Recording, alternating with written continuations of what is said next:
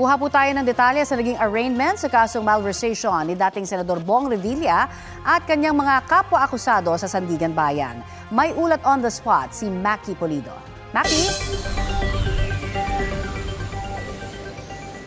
Maliban kay dating Senator Bong Revilla at dating DPWH Bulacan Finance Section Chief Juanito Mendoza ay naghain na ng not guilty plea ang kanilang mga kapwa-akusado sa kasong malversation kaugnay ng di umano'y ghost project sa Pandi, Bulacan.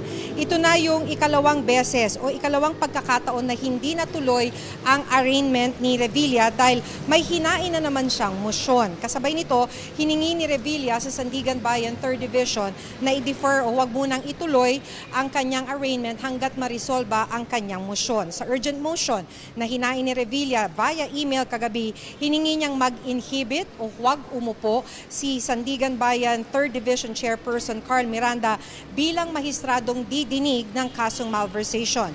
Nung unang pagdinig pa lamang ng kasong ito, sinabi na ni Justice Miranda in open court na kapatid niya ang abogado ni dating DPWH Undersecretary Bernardo nang sumalang ito sa Senate Blue Ribbon Committee hearing. Sinabi na rin noon ni Justice Miranda na kaibigan niya ang abogado ni Revilla na si Attorney Mon Esguerra or at least isa sa mga abogado ni Revilla.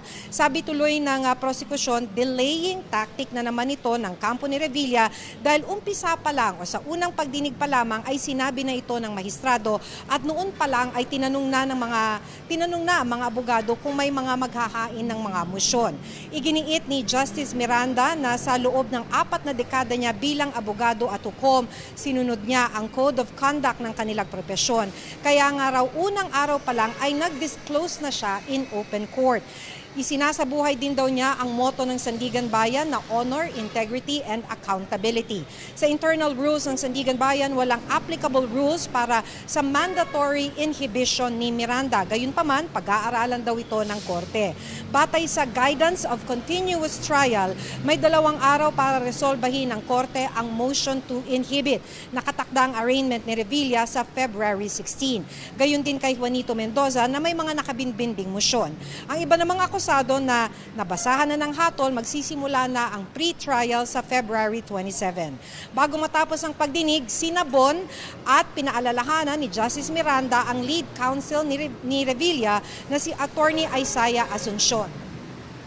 Sabi ni Justice Miranda, in open court, kailangan mag-ingat ang mga abogado sa ginagamit nilang mga salita sa mga isinusumiti nilang mga motion sa korte. Kailangan daw within bounds of professional courtesy at respect para sa korte. Sa motion to quash of warrant of arrest kasing inihay ni Attorney Asuncion, sinabi niyang sobrang minadali ng korte ang pag-issue ng warrant of arrest. Sinabi pa sa motion na delikadong precedent ang desisyon ng korte.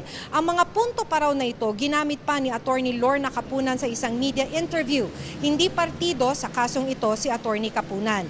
Ipinaalala ni Justice Miranda na 11 a.m. na raffle ang kaso noong January 19 na issue ang warrant of arrest pasado alas 5 ng hapon. Nakatanggap ang korte ng motion to defer the warrant of arrest via email ng 6:16 p.m.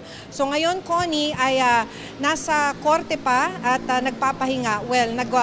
Naghihintay sina Revilla at kanyang mga kapwa-akusado sa korte ng 3rd Division or sa sala ng 3rd Division dahil hinihintay pa nila yung susunod na hearing na arraignment din para sa kaso namang graft sa sala or sa korte ng 4th Division ng Sandigan Bayan. Connie? Maraming salamat, Maki Pulido.